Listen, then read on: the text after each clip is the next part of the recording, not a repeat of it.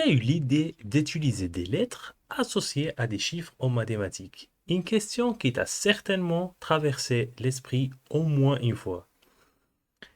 Il s'agit du mathématicien perse al-Khwarizmi, qui a vécu entre la fin du 8e siècle et la première moitié du 9e siècle. Son nom complet est Mohammed ibn Moussa al-Khwarizmi. C'est d'ailleurs de là que provient le terme algorithme.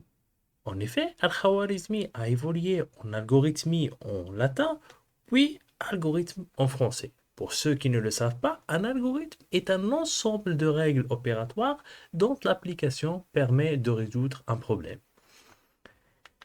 Al-Khwarizmi a rédigé un ouvrage mathématique historique en arabe intitulé Kitab al-Mukhtasar fi Hisab al-Jabr wal-Muqabala, ce qui se traduit en français par abrégé du calcul par la restauration et la comparaison. C'est également de là que provient le mot algèbre, dérivé de l'arabe al-Jabr, qui désigne la branche des mathématiques classiques dédiée à la résolution des équations à l'aide de substitution de lettres aux valeurs numériques. À ce stade, tu pourrais te demander pourquoi un mathématicien perse a écrit son livre en arabe. Pour comprendre cela, il faut effectuer un vol d'environ 9 heures pour se rendre en Ouzbékistan. Plus précisément, dans la province de Khawarizm, lieu de naissance de ce mathématicien. À cette époque, la région faisait partie de l'Empire abbasside, caractérisé par une diversité culturelle et linguistique. Il s'agit de l'âge d'or de la civilisation islamique, marqué par d'importantes avancées en mathématiques. De nombreux savants non arabes, y compris ceux d'origine perse, ont donc appris et utilisé l'arabe comme moyen de communication, d'écriture et de partage de leurs connaissances. En écrivant en arabe, Al-Khwarizmi a rendu à l'époque son travail accessible à un public plus large, contribuant ainsi à sa diffusion. Maintenant, la question, pourquoi a-t-il utilisé des lettres? Pour comprendre cela, analysons les trois problèmes suivants. Le premier, il dit, si on ajoute 5 à l'âge d'une personne, on obtient 12. Quel est l'âge de cette personne? Donc ici, on a une inconnue qui est l'âge, donc on va l'appeler X, parce que d'habitude on appelle les inconnus X. On nous dit que là, à l'âge de cette personne, si on lui ajoute 5, c'est-à-dire ajouter, ça veut dire c'est un plus, donc X plus quoi? 5, si on ajoute 5, on obtient, ça veut dire mathématiquement égal, 12. Donc on va écrire l'équation. X plus 5 égale à 12. Le deuxième, il dit un terrain rectangulaire dont la largeur est 5, son périmètre est 24. Quelle est sa longueur? Donc ici, il s'agit d'un problème géométrique. Donc toujours en géométrie, c'est mieux de faire un croquis. Donc si on met un croquis, on va poser la longueur aussi inconnue, c'est x. Donc la largeur, c'est 5.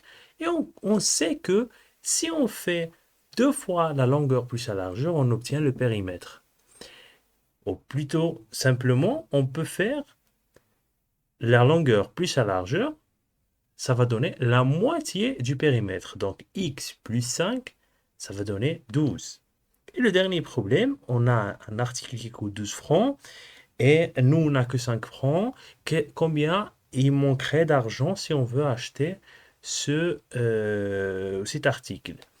Donc, il manque une quantité d'argent. Donc, ça sera la quantité qui manque, ça sera X. Donc, à cette quantité-là, si on rajoute 5 francs qu'on a, on obtient le prix qui est 12 francs. Donc, X plus 5 égale à 12.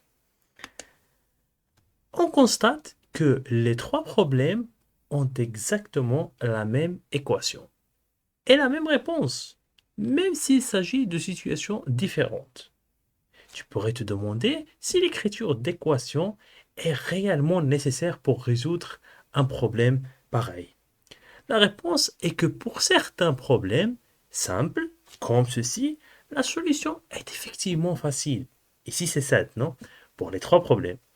Cependant, il est important de noter que pour des problèmes plus complexes, ne pas utiliser d'équation peut rendre la résolution laborieuse. Sans ces notations algébriques, il aurait été nécessaire d'apprendre un nombre infini de problèmes par cœur, alors qu'aujourd'hui, il suffit de traduire un problème en une équation mathématique pour trouver la solution.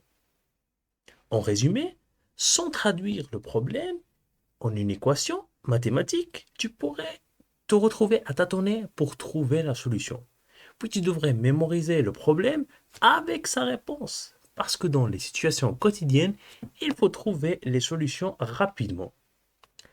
Alors, tu arrives à imaginer avant Al-Khawarizmi les élèves qui devaient peut-être mémoriser et réciter un grand nombre de problèmes par cœur. La morale est que parfois, ce que l'on considère comme difficile peut en réalité simplifier notre vie.